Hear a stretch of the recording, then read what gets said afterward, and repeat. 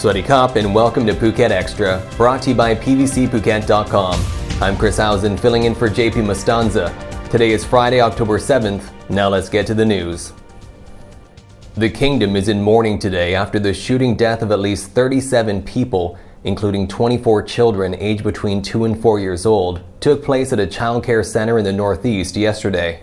Former local police officer 34-year-old Panya Kamrab had appeared in court earlier on Thursday on a drug charge. He then drove over to a nearby nursery that his son had been attending. Witnesses say he opened fire as soon as he arrived, shooting dead several teachers who were gathered for lunch just outside the building, and then went inside. Police say he used a knife inside the building whilst the children were sleeping for their afternoon nap. His son was not among the victims at the nursery. Following the rampage, he got in his car and drove home, with some reports saying he killed 9 additional people on the way, running over pedestrians and shooting out the window of his vehicle. Police later confirmed that when he got home, he murdered his wife and son before turning the gun on himself as police closed in on his residence.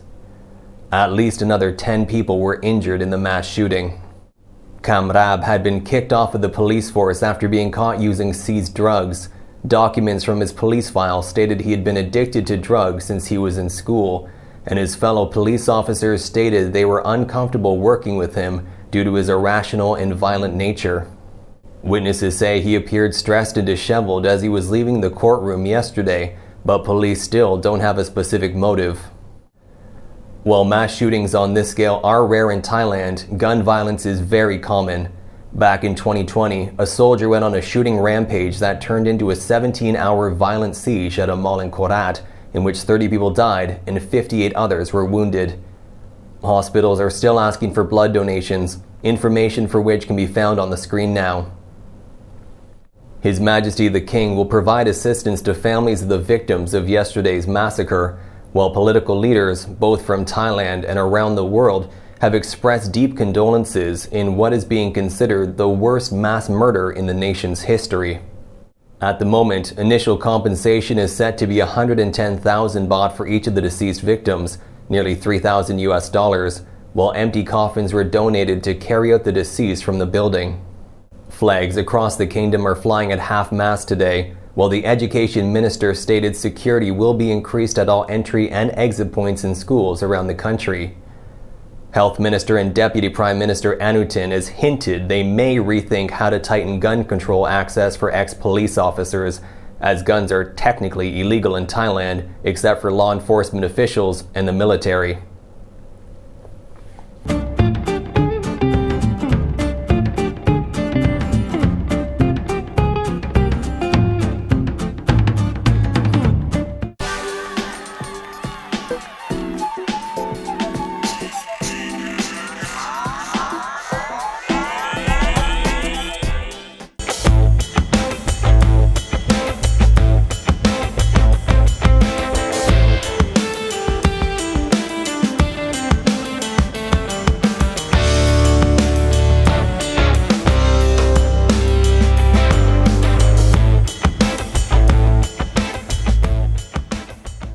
A man who stole 270,000 baht in jewellery from a friend's house in Wichit last month has been arrested at a Phuket shooting range in Rawai. The victim of the robbery reported the theft back on September 18th and stated that the burglar had somehow entered the house and stolen a gold necklace, 2 gold rings, and a bracelet, altogether valued at about 270,000 baht. An investigation led officers to identify a man named only as Mr. Satit and issued a warrant for his arrest. Satit was taken to Wichit police station and charged with burglary. According to the police report, Satit did admit to stealing the jewelry.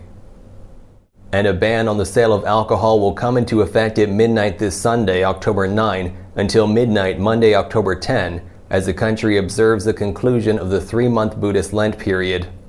In addition, next Thursday and Friday we will see all government offices closed across Phuket as officials observe the national public holiday to commemorate the passing of the late King Bhumibol Adulyadej, now called King Bhumibol the Great. Alcohol will not be banned on those days, but officials still discourage consumption. And that is all for Phuket Extra today and this week, brought to you by PVCPhuket.com. The new edition of the Phuket News in Khao Phuket is available today across the island. For more details, visit thephuketnews.com.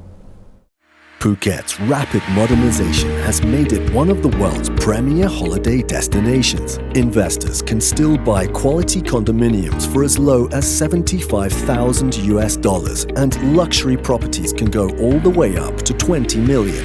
Condominiums in Phuket are a safe, secure bricks-and-mortar investment offering foreigners freehold ownership.